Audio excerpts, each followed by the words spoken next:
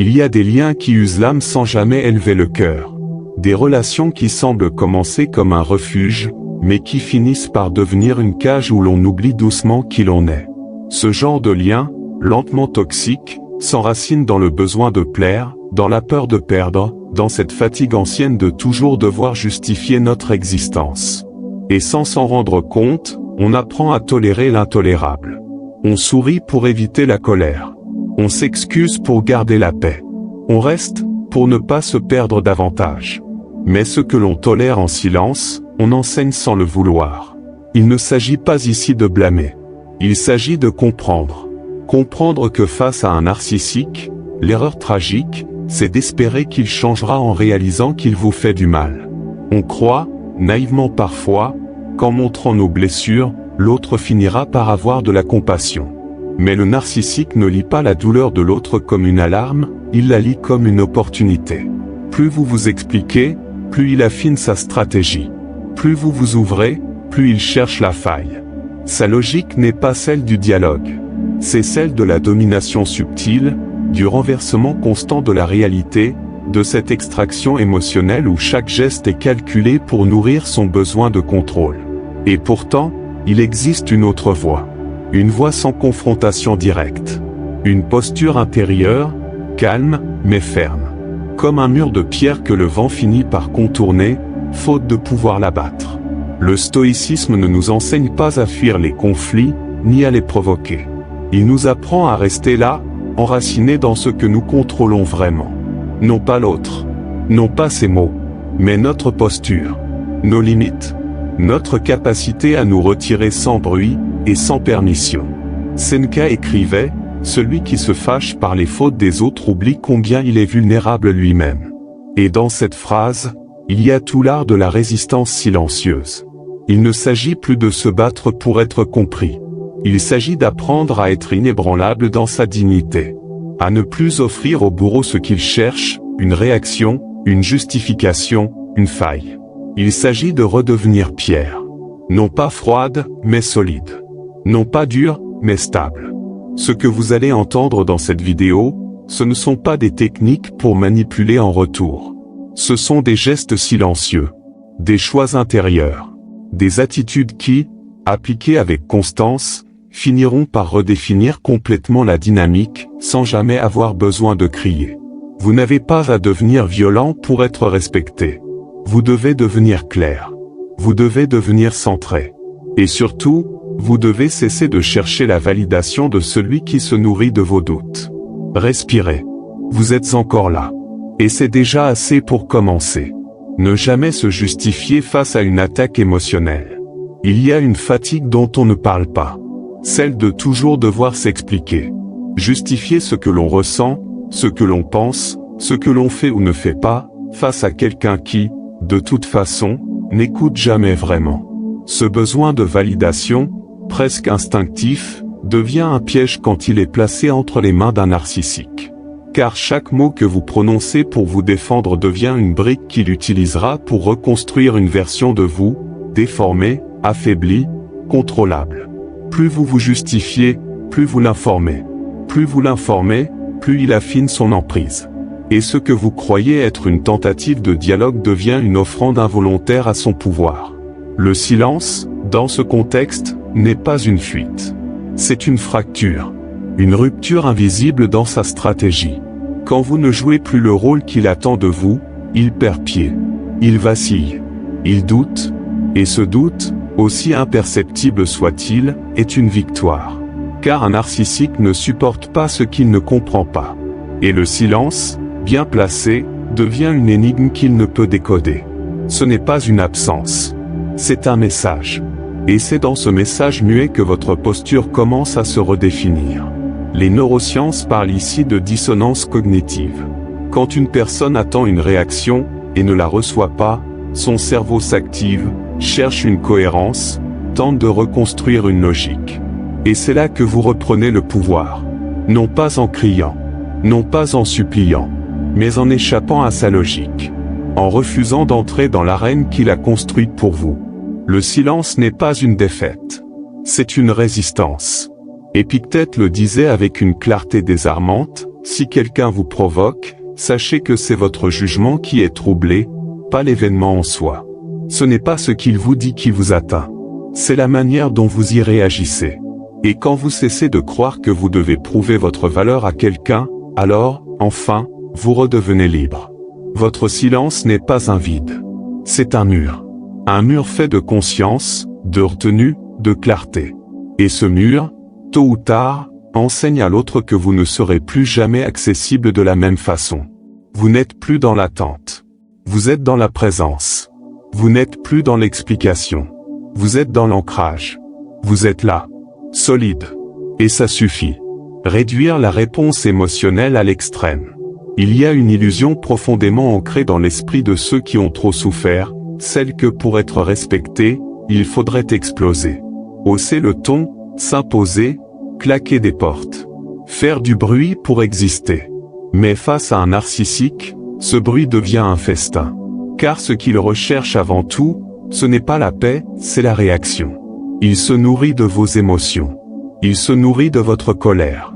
Il attend votre débordement comme une confirmation silencieuse de son pouvoir. Et pourtant, il existe une autre manière d'exister. Une manière radicale, mais douce. Réduire la réponse émotionnelle à l'extrême. Ne plus donner accès à votre théâtre intérieur. Ne plus offrir le spectacle de vos blessures ouvertes. Se retenir, non pas par peur, mais par choix. Par lucidité. Parce que vous avez compris que votre calme est votre rempart. Parce que vous avez décidé que votre énergie ne serait plus offerte à celui qui la dévore. Dans la philosophie stoïcienne, cette retenue n'est pas une soumission. C'est une architecture intérieure. C'est la construction, patiente et profonde, d'un soi qui ne dépend plus des vents extérieurs. Le narcissique, face à ce calme inattendu, perd ses repères. Il ne sait plus lire. Il ne sait plus anticiper. Il ne sait plus vous toucher. Car vous êtes devenu un miroir opaque. Il voit son reflet, mais il ne peut plus voir votre âme. Vous êtes là, physiquement, mais émotionnellement absent de son champ de contrôle. Et cela le déstabilise. Cela l'épuise. Cela l'oblige, parfois malgré lui, à se confronter à son propre vide. Car l'absence de réaction devient une surface sur laquelle il ne peut plus projeter son scénario habituel. Et dans cette surface neutre, dans cette clarté sans émotion offerte, quelque chose se brise, l'illusion de son emprise. Cela ne se fait pas en un jour. Cela demande un travail intérieur profond. Mais chaque fois que vous choisissez de rester immobile face à l'attaque, chaque fois que vous inspirez profondément au lieu de répondre, chaque fois que vous observez sans réagir, vous reconstruisez une souveraineté perdue. Vous redevenez le maître de votre monde intérieur. Ce n'est pas de la froideur. C'est de la dignité. Ce n'est pas du détachement cynique. C'est un retour à vous-même. Une façon de dire, tu n'as plus ce pouvoir sur moi. Je me retire, non pas pour fuir, mais pour m'honorer. Et dans ce retrait, il n'y a pas de vide. Il y a une lumière silencieuse. Une lumière que personne ne pourra plus jamais éteindre. Retirez subtilement l'accès à votre vie privée. Il y a une forme de violence qui ne laisse pas de traces visibles. Elle s'infiltre dans les conversations du quotidien, dans les questions anodines, dans les regards insistants. C'est la violence de l'intrusion déguisée en intérêt. Celle qui, sous prétexte d'amour ou de proximité, pénètre chaque recoin de votre existence jusqu'à vous faire croire que vous n'avez plus le droit à un espace à vous. Avec un narcissique, cette intrusion n'est jamais innocente. Plus il en sait, plus il peut orienter, manipuler, contrôler. Et souvent, par habitude, par fatigue ou par besoin d'être compris, on parle trop. On ouvre des portes intérieures à quelqu'un qui n'a pas l'intention d'entrer avec douceur. On raconte nos blessures, nos doutes, nos projets, sans voir que chaque mot partagé devient un fil dans la toile qu'il tisse autour de nous. Ce n'est pas de la transparence. C'est de la vulnérabilité offerte à celui qui en fera une arme. Retirer l'accès ne signifie pas tout couper brutalement. Il ne s'agit pas de devenir distant ou fermé. Il s'agit d'instaurer un flou, de redevenir opaque, de réintroduire du mystère là où tout avait été trop livré. Cela commence par de petits gestes, ne plus répondre à certaines questions. Parlez-moi. Réorienter la conversation. Ne plus tout dire. Cultiver des zones silencieuses. Offrir moins de matière. Car ce que le narcissique ne peut pas lire, il ne peut pas maîtriser. L'imprévisibilité devient alors une protection. Ne plus être lisible, c'est redevenir libre. Ne plus tout expliquer, c'est reprendre le pouvoir sur ce qui vous appartient. Votre jardin intérieur n'est pas un terrain public. Il est sacré. Et ce qui est sacré se garde avec soin, avec pudeur, avec respect. Le besoin du narcissique de tout savoir n'est pas une preuve d'amour. C'est une pulsion de contrôle. Et vous n'avez aucune obligation de nourrir ce besoin. Vous n'avez pas à justifier vos silences. Vous n'avez pas à expliquer vos absences. Ce que vous ne dites pas est souvent ce qui vous protège le plus. Alors, doucement, sans bruit, vous pouvez retirer l'accès. Reprendre vos clés. Refermer certaines portes. Pas par vengeance, mais par amour de soi. Et dans ce retrait paisible, il n'y a pas de perte. Il y a un retour. Un retour à votre espace. Un retour à votre essence. Un retour à cette part de vous que personne n'a le droit d'exploiter. Fixez des limites par l'action, jamais par des explications. Il y a des silences qui parlent plus fort que 1000 discours. Et il y a des gestes, discrets mais constants, qui redéfinissent une relation mieux que n'importe quelle explication. Face à un narcissique, les mots deviennent vite des armes retournées contre vous. Chaque justification, aussi sincère soit-elle, devient une opportunité d'inverser la réalité. Vous dites non, il entend rejet. Vous posez une limite, il entend défi. Vous expliquez votre besoin, il y voit une faiblesse à exploiter. Alors vient un moment où les mots ne suffisent plus. Où la parole, au lieu de relier, déforme. Où la clarté ne se dit plus, elle se montre. Et dans cette démonstration silencieuse, vous reprenez votre pouvoir. Fixer une limite, ce n'est pas convaincre. Ce n'est pas argumenter. Ce n'est pas supplier l'autre de comprendre. Fixer une limite, c'est poser un acte. Un acte ferme. Répété. Non négociable. Sans menace. Sans drame. Sans justification. Les neurosciences nous montrent que le cerveau humain apprend davantage par exposition répétée que par explication rationnelle. Ce que vous dites une fois peut être contesté. Ce que vous montrez 1000 fois devient une nouvelle réalité. Et cette réalité, le narcissique devra s'y adapter, ou s'en éloigner. Ne plus répondre aux messages après une certaine heure. Ne plus participer à certaines discussions. Se retirer d'un échange toxique sans bruit. Dire non sans haussement de ton. Et surtout, ne jamais justifier après avoir agi. Ce silence après la limite posée, c'est là que réside votre autorité. Une autorité tranquille, inflexible, ancrée non pas dans le besoin d'avoir raison, mais dans le besoin de se respecter. Marc Aurèle l'a exprimé avec une sagesse désarmante: ne perds plus ton temps à discuter de ce qu'est un homme bon. Sois-le. Ce que vous incarnez a plus de poids que ce que vous expliquez.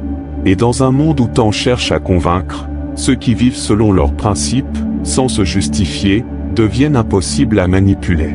Vous n'avez rien à prouver. Vous n'avez pas besoin qu'ils comprennent.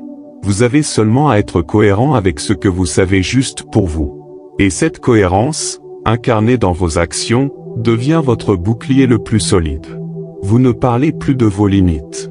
Vous les êtes. Et cela suffit. Créer des silences inconfortables sans combler. Il y a dans chaque dialogue un espace fragile entre deux phrases. Un souffle. Une attente. Et dans cet espace, se joue souvent bien plus que dans les mots eux-mêmes. Le narcissique, lui, déteste cet espace. Il le craint. Il le remplit aussitôt. Car le silence est un miroir, et dans ce miroir, il pourrait se voir tel qu'il est réellement. Il pourrait ressentir ce vide intérieur qu'il tente de fuir à travers le contrôle des autres. C'est pourquoi, lorsque vous commencez à créer des silences dans la relation, il s'agite. Il provoque. Il questionne. Il insiste. Parce que dans ce silence, il perd l'accès à votre monde intérieur. Et c'est précisément là que réside votre pouvoir. Ne pas combler. Ne pas apaiser trop vite. Ne pas rassurer l'autre simplement pour fuir l'inconfort. Car parfois, c'est dans ce malaise laissé en suspens que naît une forme de vérité. Une mise à nu involontaire. Une remise en question silencieuse mais réelle. La plupart des gens cherchent la paix immédiate. Ils veulent résoudre, réconcilier, expliquer. Mais cette précipitation vers l'harmonie est une forme de renoncement. Ce n'est pas de la sagesse. C'est souvent de la peur. Et le narcissique le sait. Il compte sur cette peur. Il mise sur votre inconfort pour reprendre la main. Pour vous pousser à parler, à céder, à vous excuser, même quand vous n'avez rien fait de mal. Alors, il faut apprendre à rester. À rester dans ce silence tendu. À le traverser. À l'habiter. À devenir ce rocher au bord du tumulte, qui ne répond pas aux vagues. Qui ne se laisse pas éroder par le bruit. Seneca disait, parfois, le plus grand courage est de se taire. Et dans ce silence, ce n'est pas vous qui fuyez le dialogue. C'est vous qui reprenez votre souffle. Votre espace. Votre présence. Face à une critique, un regard long peut suffire. Un silence prolongé. Puis, calmement, passer à un autre sujet. Sans justification. Sans émotion. Sans défense. Ce geste, minuscule en apparence, est en réalité une révolution. Car il déplace l'axe de pouvoir. Il renvoie l'autre à lui-même. Il interrompt le cycle de domination. Et dans ce silence, une vérité émerge, vous n'êtes plus dans le besoin d'être compris. Vous êtes dans la maîtrise de votre énergie. Ce que vous ne dites pas devient un langage. Ce que vous ne comblez pas devient un message. Et ce message dit, avec une clarté bouleversante, je ne suis plus à ta merci. Vous êtes là, en paix, et cette paix, silencieuse, devient votre forme la plus haute de résistance. Redirigez votre attention vers votre propre structure intérieure. Il y a un moment où l'on comprend que continuer à réagir, c'est continuer à jouer dans un théâtre qui n'est pas le nôtre. Tant que l'attention reste tournée vers le narcissique, ses humeurs, ses mots, ses provocations, on reste prisonnier d'un jeu dont il tient les règles. Chaque émotion donnée devient une scène qu'il orchestre. Chaque explication devient une répétition. Chaque révolte, une performance attendue. Mais quand on commence à se détourner, à ne plus répondre aux signaux, à ne plus nourrir le récit, quelque chose se brise dans le lien. Ce n'est pas une rupture visible. C'est un basculement intérieur. On ne cherche plus à être entendu. On cherche à se retrouver. On ne demande plus la paix à l'autre. On commence à la construire en soi. La philosophie stoïcienne offre ici une pratique simple, mais puissante. Écrire. Se parler. Nommer ses émotions sans les déverser. Observer ses pensées sans s'y attacher. Visualiser, calmement, la pire attaque possible, et s'imaginer y rester immobile. Non pas figé par la peur, mais ancré dans une solidité qui ne dépend plus du dehors. C'est cela, bâtir sa propre structure intérieure. C'est revenir à un espace où l'on ne joue plus de rôle. Où l'on ne prouve plus rien. Où l'on ne cherche plus à convaincre. C'est redevenir le centre de sa propre vie. C'est décider, une bonne fois pour toutes, que l'autre ne définira plus le mouvement de notre âme. Ce basculement n'est pas spectaculaire. Il est discret, intime, souvent invisible pour l'extérieur. Mais à l'intérieur, tout change. Le centre de gravité se déplace. On cesse de réagir. On commence à exister autrement. Avec moins de bruit, moins de lutte, mais plus de présence. Plus de verticalité. Plus de paix. Vous n'êtes plus en opposition. Vous n'êtes plus dans le face-à-face. Vous êtes dans le retrait. Dans le silence. Dans la construction. Et ce silence, cette absence apparente, devient un acte de présence radicale. Vous ne cherchez plus à corriger l'autre. Vous choisissez de vous honorer vous-même. Et dans cette fidélité retrouvée à votre propre rythme, une force nouvelle émerge. Une force qui ne se crie pas. Qui ne s'impose pas. Mais qui, lentement, devient inébranlable. Parce qu'elle vient de loin. De l'intérieur. De ce lieu que personne ne pourra jamais vous prendre. La pierre ne frappe pas le vent. Elle le laisse passer. Il y a des victoires que personne ne voit, mais que l'âme ressent. Des conquêtes silencieuses, sans cri ni affrontement, mais qui redéfinissent à jamais le paysage intérieur. Se libérer d'un lien narcissique ne signifie pas briser l'autre. Cela signifie ne plus lui permettre de nous modeler. Ne plus dépendre de son regard. Ne plus se plier à ses règles. Ne plus danser au rythme de ses humeurs. C'est sortir du cercle, sans claquer la porte. C'est partir sans fracas, mais avec dignité. La vraie autorité ne s'impose pas. Elle se manifeste dans la posture, dans la constance, dans la paix que l'on dégage, même quand tout autour tente de nous provoquer. Le respect, chez un narcissique, ne vient jamais de vos paroles. Il vient du contraste, du décalage entre son agitation et votre clarté impassible. Il ne comprend pas cette lumière intérieure qui ne réagit plus à ses ombres. Il la craint. Il l'évite. Il finit, parfois, par s'incliner devant elle. Non pas par amour, mais parce qu'il ne peut plus en faire usage. Épictète disait, « Il n'est pas libre celui qui dépend de l'approbation des autres ». Et cette phrase, gravée dans le marbre du temps, devient un phare. Tant que vous cherchez à être aimé, validé, compris par celui qui vous manipule, vous êtes enchaîné. Mais dès que vous tournez votre regard vers vous-même, dès que vous vous traitez avec cette tendresse ferme, cette exigence bienveillante, alors quelque chose se redresse en vous. Vous n'avez pas besoin qu'il vous admire. Vous n'avez pas besoin qu'il reconnaisse votre valeur. Vous avez besoin qu'il ne puisse plus vous manipuler. Et cela ne se fait pas par la confrontation. Cela se fait par transformation. Par un travail invisible, mais puissant. Celui qui vous ramène, jour après jour, à vous. À ce lieu calme, solide, que rien ne peut soumettre. Ce que vous appliquez sans bruit parle plus fort que tous les discours. Votre silence, votre recul, votre clarté deviennent des messages. Et ces messages disent, je suis là. Mais je ne suis plus accessible comme avant. J'ai changé de place. J'ai choisi la mienne. Vous êtes une pierre. Pas pour blesser. Pour rester. Restez debout. En silence. En paix. Vous n'avez plus besoin de prouver quoi que ce soit. Votre présence suffit. Et le vent, aussi fort soit-il, finira toujours par passer. Parce qu'il ne peut pas emporter ce qui a décidé de tenir.